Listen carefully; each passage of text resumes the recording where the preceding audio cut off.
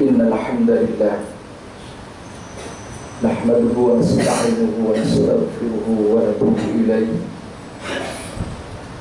wa na'udzu billahi min shururi anfusina wa min sayyiati a'malina may yahdihillahu fala mudilla lahu wa may yudlil fala hadiya lahu. Ashhadu an la ilaha illallah wahdahu la syarika lahu wa ashhadu anna sayyidana wa nabiyyana Muhammadan abduhu wa rasuluhu la nabiyya ba'dahu. Allahumma shalli wa sallim wa barik ala sayyidina wa habibina wa syafi'ina wa maulana Muhammadin sallallahu alaihi wa sallam wa ala alihi wa ashabihi wa sallim tasliman katsira. Fa ya ibadallah, usikum wa iyaya bi taqwallah wa ta'atihi la'allakum tuflihun. Wa qala ta'ala fi kitabihil karim, ya ayyuhalladzina amanu taqullaha haqqa tuqatih wa la tamutunna illa wa antum muslimun. Shadaqallahu azim. Amma ba'du. Bapak-bapak, saudara-saudara kaum muslimin sidang Jumat yang dimuliakan Allah, mari sama-sama kita berupaya untuk meningkatkan ketakwaan kita kepada Allah.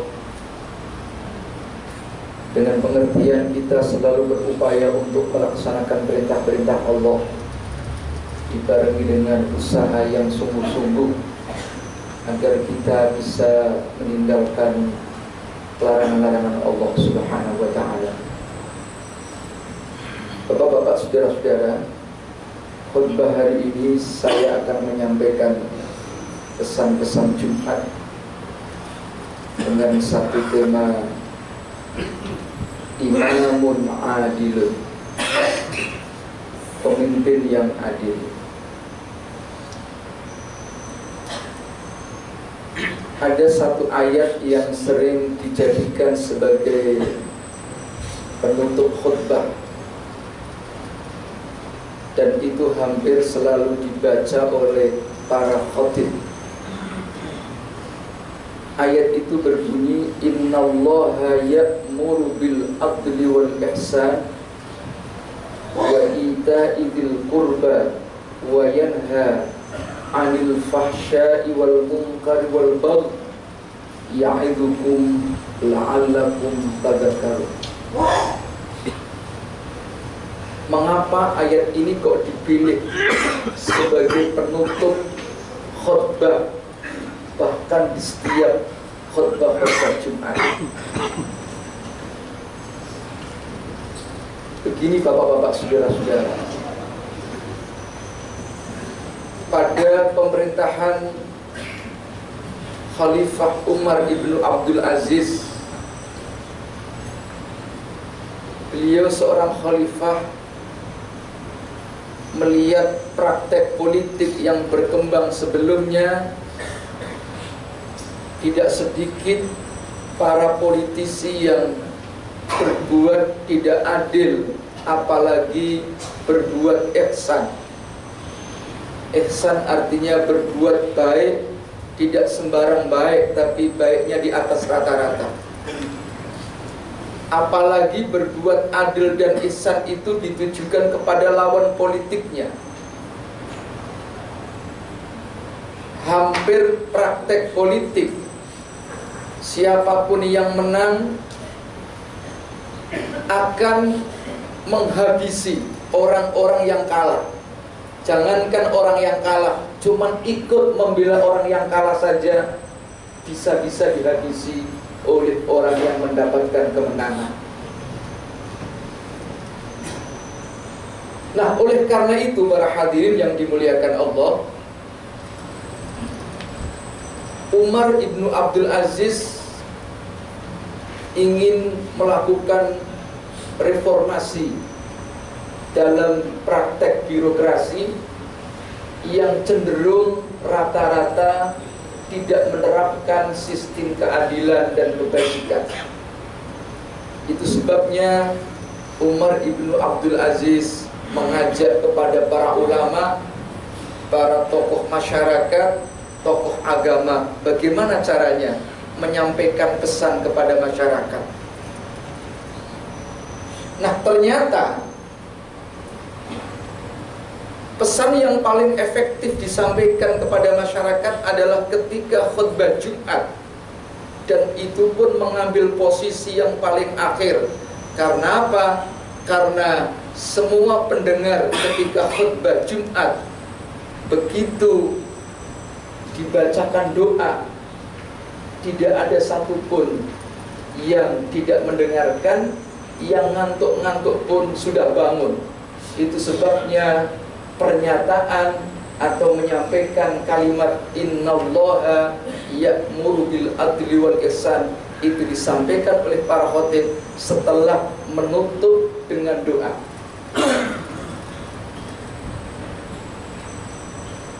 Nah, pesan ini penting para hadirin yang dimuliakan Allah. Karena apa? Menjadi pemimpin yang adil sangat-sangat sulit. Itu sebabnya di dalam salah satu hadis sahih disebutkan sab'atun yudhilluhumullahu fi dhillihi yauma la dhilla illa dhilluh. Ada 7 kelompok yang nanti akan mendapatkan naungan Allah pada hari di mana tidak ada yang mau memberikan naungan kecuali naungan Allah Subhanahu wa ta'ala, yaitu nanti di Yaumul Mahsyar. Di antara 7 kelompok tadi adalah imamun adilun, pemimpin yang adil. Nah, bagaimana para hadirin yang disebut dengan pemimpin yang adil? Kata adil itu berasal dari kata al-adlu. Dari aspek kebahasaan mempunyai beberapa arti. Yang pertama, al-adlu itu maknanya at-taswiyah. At-taswiyah itu sama, rata, sejajar. Itu sebabnya seorang imam sebelum takbiratul ihram menghadap kepada makmumnya menyampaikan pesan sawu atau istawu sufufakum wa'tadilu. Sawu itu dari kata sawa, taswiyah yang artinya sama rata, sejajar. Wa'tadilu dari kata iktidal, tegak lurus. Nggak boleh ada yang miring-miring sedikit, semua harus sama rata, tegak lurus. Itu sebabnya adil pertama mempunyai arti sama.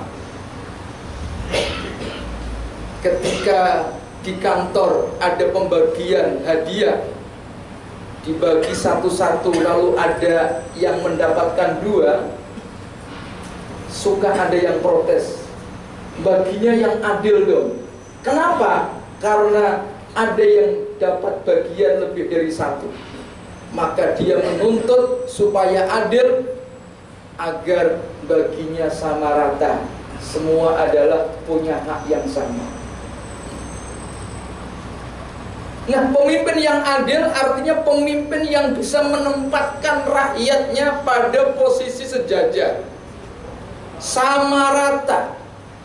Tidak ada kelompok golongan yang lebih tinggi dari kelompok golongan yang lain. Sekalipun strata ekonominya mungkin ada di bawah, tetapi hak-hak sebagai rakyat, sebagai masyarakat adalah sama. Mereka punya kedudukan yang sama. Itu sebabnya pemimpin yang adil harus sama rata, sejajar. Tidak boleh memihak ke kanan maupun memihak yang ke kiri. Itu sebabnya dalam pengadilan umum itu ada simbol timbangan. Timbangannya tidak memiring ke kanan maupun tidak miring ke kiri, artinya sama rata. Tidak boleh seorang hakim memihak ke kanan maupun ke kiri.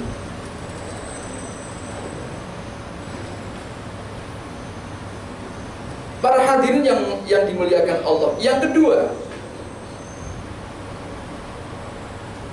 adil itu maknanya membela kebenaran.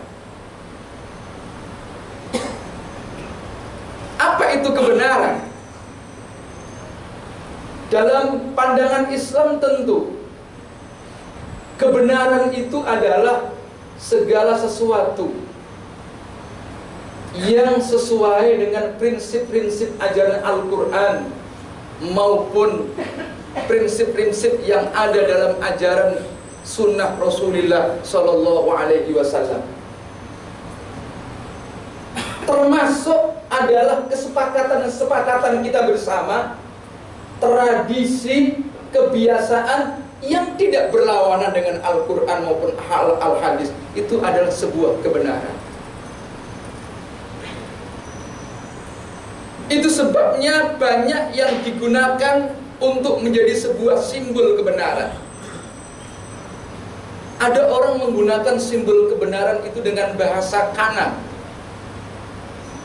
karena mengutip, meminjam istilah Al-Quran dengan istilah Ashabul Yamin, orang-orang kanan, pemilik kanan. Kanan seringkali disimbolkan sebagai sebuah kebenaran. Oleh karena itu, pengadilan agama simbolnya juga timbangan, tetapi agak miring ke kanan. Karena apa? Seorang hakim yang adil harus bisa membela kebenaran. Yang dibela adalah kebenaran. Karena kebenaran itu simbolnya kanan, maka diistilahkan adalah miring ke kanan. Simbol itu bisa saja berbeda. Hasan Hanafi memilih simbol kebenaran tidak menggunakan kata kanan, tapi menggunakan kata kiri. Kenapa menggunakan kata kiri? Menurut dia, kiri itu adalah posisi hati nurani kita, ada di sebelah kiri. Maka ada sekelompok kecil umat Islam yang ketika sholat meletakkan tangannya di sebelah dada yang kiri. Dan yang dimaksud adalah meletakkan tangannya di atas hatinya, karena posisi hatinya adalah di sebelah kiri. Mengapa? Karena hati itu adalah simbol kebenaran. Sering kita bertanya kepada orang lain, tetapi pertanyaan kita bukan untuk mencari kebenaran, tapi yang dicari hanya pembenaran. Ketika ada pendapat tertentu yang tidak menguntungkan dirinya, mereka tolak. Bisa saja ia katakan pendapat dia ngaco. Kenapa ngaco? Tidak sesuai dengan keinginannya. Dia akan coba bertanya kepada orang lain. Karena yang dicari bukan kebenaran, yang dicari adalah pembenaran. Kalau ada pendapat yang sesuai dengan dirinya, maka yang akan ia pilih. Karena apa? Sesuai dengan keinginannya. Tidak sedikit dari umat Islam bertanya bukan untuk mencari kebenaran, tetapi yang dicari hanya pembenaran. Itu sebabnya ketika bertanya seorang kiai kok tidak cocok, akan pindah lagi bertanya kepada kiai yang lain. Barangkali pendapat kiai yang lain sesuai dengan keinginannya. Nah, oleh karena itu para hadirin yang dimuliakan Allah, kebenaran yang sesungguhnya adalah kebenaran yang sesuai dengan hati nurani. Itu sebabnya dalam salah satu hadis, ketika kita dalam kebingungan untuk menentukan mana yang benar, mana yang salah, Rasulullah menyampaikan, istafti qalbak, minta fatwalah. Istafti, minta fatwalah kalian, qalbaka, kepada hati nurani. insya Allah suara hati nurani itu adalah suara kebenaran. Nah, yang ketiga, bisa jadi kebenaran itu simbolnya tidak kanan, tidak kiri, tapi ada posisi yang di tengah-tengah. Teori ini dalam Al-Quran sering disebut dengan teori tawassul, teori konvergensi, teori jalan tengah, tidak ke kiri dan tidak ke kanan. Nah, semuanya ini adalah simbol-simbol kebenaran, tetapi yang jelas pemimpin yang adil adalah pemimpin yang betul-betul bersikap membela kebenaran, tidak pernah memihak siapapun, tetapi yang dibela hanya kebenaran. Yang nomor tiga, para hadirin yang dimuliakan Allah, al-adlu itu maknanya adalah wad'u syai' fi mahallihi, menempatkan sesuatu yang pada proporsinya. Itu sebabnya kata al-adlu sering dilawankan dengan kata al-zulmu, kezaliman. Kezaliman adalah menempatkan sesuatu yang tidak pada proporsinya. Itu adalah sebuah kezaliman. Nah, kezaliman yang paling besar di dalam Al-Quran adalah mensekutukan Allah Subhanahu wa ta'ala. Di dalam Al-Quran disebutkan inna syirka la zulmun azim. Sesungguhnya perbuatan syirik adalah sebuah kezaliman yang paling besar. Kesimpulannya, orang yang selalu berbuat kemusyrikan adalah orang yang sering berbuat kezaliman, dan itu tidak pernah disebut orang yang adil. Nah, bapak-bapak, kaum muslimin yang dimuliakan Allah, mencari pemimpin yang adil betul-betul harus kita prioritaskan. Karena apa? Yang pemimpin yang adil itu adalah yang akan membawa masyarakat menuju kehidupan yang aman, yang tentram, yang baik, dan lain sebagainya. Itulah para hadirin khutbah singkat yang bisa saya sampaikan. Mari kita tutup khutbah ini dengan memohon kepada Allah. Inna ahsanal kalam kalamullahil malikil manan yazal jadri wal ikram. Bismillahirrahmanirrahim. Wal asri innal insana lafi khusrin illa alladziina aamanu wa 'amilus shalihat wa tawassaw bil haqq wa tawassaw bis sabr. Barakallahu li wa lakum fil Qur'anil 'azim wa nafa'ani wa iyyakum bima fihi minal ayati wa dzikril hakim wa qur rabbighfir warham wa anta khairur rahimin.